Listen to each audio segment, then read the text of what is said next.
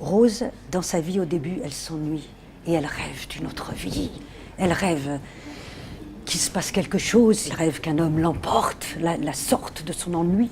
Moi, j'interprète Maryse, qui est une jeune femme qui va, durant un instant, illuminer la vie de Matrin, qui est un brave magasinier d'entreprise. C'est insupportable pour Rose à ce moment-là. Non seulement elle est trompée, mais son mari l'a trompée, mais surtout la fille, elle passe sur le trottoir devant sa maison, quoi. Elle sort de chez elle. C'est juste, c'est d'une violence sans nom, quoi. Qu'est-ce qu'elle vient faire là, sur mon trottoir?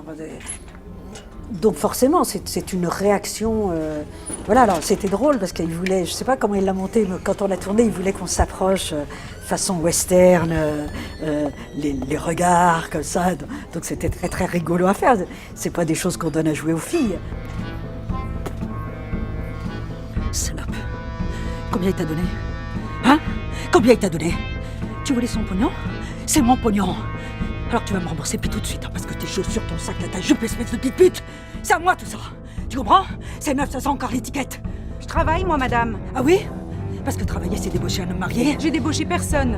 Mes habits, je me les suis Ça m'a payés beaucoup avec plu ma de faire paye. ça, et puis après, bon, il y a le moment de la bagarre.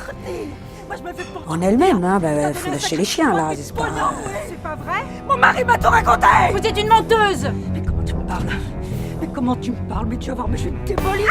C'est tout un processus, cette scène, ça monte, puis à un moment, ça pète! Je ne sais pas privé de me foutre des baffes, de m'arracher les cheveux, de me taper. J'étais un cheval de course, et je me suis maintenue dans cet état-là, donc je tournais comme une bourrique. En même temps, il y avait la maquilleuse qui venait, on me rafistolait par là, je vérifiais Delphine, je disais ça va, je t'ai pas fait mal. Et c'était très vrai.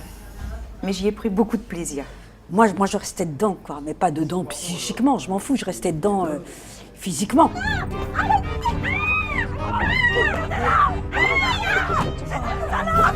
En face, il y avait des Ardennais qui ne font pas partie de ce métier et qui étaient là pour faire de la figuration. Et je pense qu'ils ont vécu la scène d'une manière différente, comme si c'était vrai. On est à la place de gens qui passent et qui voient deux personnes se battre. Parce que c'est tellement bien joué, Marina elle est formidable. Moi, elle m'a impressionnée, elle m'a scotché. J'étais prête à l'aider, à venir lui Taper mettre, sur Delphine. à taper, lui dire sur Delphine, excuse-moi Delphine. Hein, mais oui. J'avais envie qu'ils ne s'habituent pas, qu'ils sentent que ça pouvait péter, qu'on ne savait pas d'où ça allait péter, quoi. C'est des figurants pas professionnels, donc moi j'ai senti comme la responsabilité de les maintenir dans cet état de sidération, de mise en danger, et je pouvais le faire en ne reproduisant jamais exactement la même chose. Vas-y, qu'est-ce qu'il est proche.